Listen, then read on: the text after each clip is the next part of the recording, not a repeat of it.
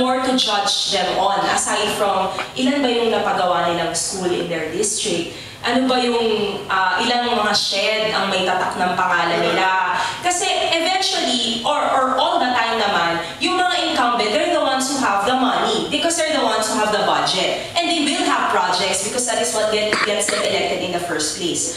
But that's not their main responsibility as legislators and as congressmen. Their responsibility is to legislate and reflect the views and the feelings of their people. And I think the only way to do that is if we shed light on what they have been doing in Congress. And yun nga, what they have been voting upon, what their stances are. Because it might not be known in their respective provinces. I mean, kung ako nga po, hindi ko alam, what more yung mga tao that might not have access to ANC, might not have access to other forms of media that are more in-depth and go into these things.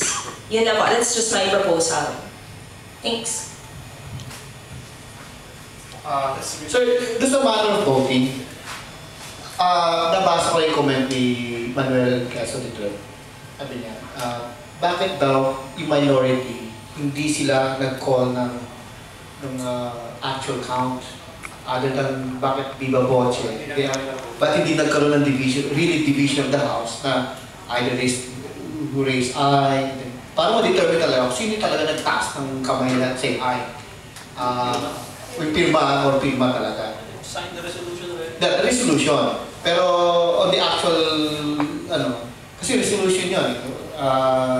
According to you, if you total the number of houses, 219 and dapat 27, dapat mga something like 225. No. That's for 3/4. This was a simple majority vote. Yeah. So yun na. The vote required here is a simple majority of the members present. And there was no doubt that the ayes had it. Siyempre, it would be, para namang, I would not stand there and say, I don't think so. Because I would be booted out of the hall. Overwhelming naman. Michelle Rosa po from ABS-CBN. Curious lang po ako kasi ang goal po ng Facebook and yung blogging is to raise awareness. Ang question ko lang po, and I don't know, anyone can answer, but I also want to hear from Congressman, is awareness enough to stop Conas? Is it enough to do something about it? Kasi parang ang lumalabas para rin siyang rally sa internet. Pero wala naman po masyadong na-accomplish ang rally. Just to say na ayaw nila. Pero may magagawa pa ba ang tao? No, let's take as an example the 2006 attempt. When there was an announcement that there would be a huge rally, I think that was the reason why they backed out. You know, in China, ganito yan, right? In China, I understand that they have hundreds of millions of internet users. And